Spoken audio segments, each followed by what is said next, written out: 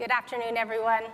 I'm Lisa Charleyboy, and I'm Silk Teen from the interior of British Columbia, from Sidel, and I'm very pleased to be here to be sharing my story with you on the traditional territory of the Coast Salish people. So when I was in high school, very much the age of many of you here, I was kind of obsessed with going and moving to the big city and having this really glamorous, fast-paced lifestyle. I was living in Abbotsford at the time, and that kind of lifestyle seemed really far from my actual life. Eventually, I did get there. However, we need to backtrack a little bit.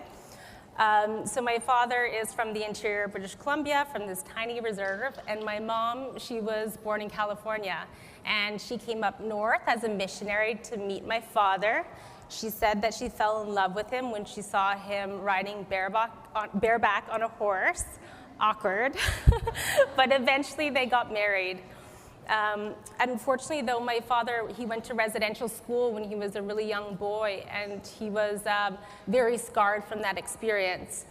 And eventually, he did become chief, but I was 4 years old, and my father committed suicide. And it was a really difficult experience, of course, for my family, and especially for my mother. As she was not from the community, we were not really welcome on the community after. There were not a lot of interracial marriages at that time from my reserve, and we had to leave. So from that point on, from 4, I had a complete disconnection from my culture, from my heritage, from my father's family, and moved to Abbotsford. So eventually, though, I did get the chance to be able to move to Toronto, which was my big city. I chose Canada.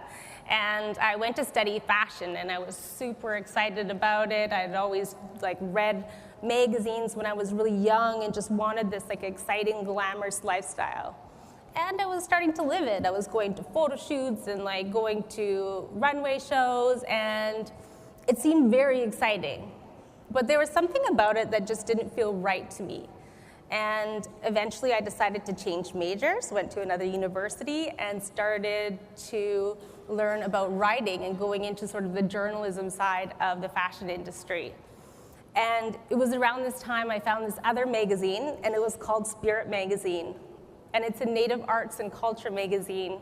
And it was so incredible to me because when I was growing up, I didn't really feel this sense of pride of being an Indigenous person. All around me, I saw these negative stereotypes perpetuated in mainstream media and pop culture and movies about negative stereotypes, that I just didn't feel like that sense of cultural pride that I should have had. Inside this magazine, there were Indigenous people that were artists, authors, academics, and it was like an entire different world opened up in front of me, and I felt like this was something that was being hidden from me. From that point on, I decided to sort of blend my passion of fashion and also my newfound desire to reclaim my identity as an Indigenous person, to start a blog called Urban Native Girl, which explores Indigenous culture with a pop culture twist. And it was a blog that really eventually led to an online magazine, and led to the opportunities that I've had today, which include hosting a radio show, television shows, and having a documentary series, and being able to speak in front of amazing audiences, much like yourself here. And it's been an incredible journey. But really my message to you today is to be really proud of who you are and where you come from, and embrace what is uniquely different about yourself, because that is what sets you apart from everybody else. And really hone in on that and find your passion within that, because that will set you apart from everybody else. Thank you so much for having me here today. Sachinaya.